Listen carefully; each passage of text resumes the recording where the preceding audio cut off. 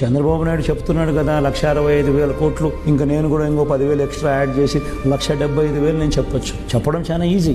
నేను ఆల్రెడీ 59 నెలల్లో చేసిన గవర్నెన్స్ ద్వారా దేవుడి దయతో ఆ క్రెడిబిలిటీ అనేది ఎస్టాబ్లిష్ అయింది. కానీ అబద్ధం చెప్పడం కరెక్ట్ కాదు. చేయగలిగింది చెప్పాలి. రాష్ట్రంలో ఏ మేరకు వనరులు ఉన్నాయి, ఏ మేరకు వెసులుబాటు ఉండేది అనేది నేను మాక్సిమం స్ట్రెచ్ చేస్తే, ఎక్కడ కరప్షన్ లేకుండా చేస్తే, ఎక్కడ లంచాలు వివక్ష లేకుండా డీబీటీ పద్ధతిలో మాక్సిమం చేస్తే, మొత్తం బడ్జెట్లో స్ట్రీమ్ లైన్ చేస్తే మనం చేయగలిగేది ఇంతకన్నా ఎక్కువ వెసులుబాటు లేదు. అట్లాంటి దానికి నేను 70 అంటే 1,65,000 అంటే దాని అర్థం ఏంది?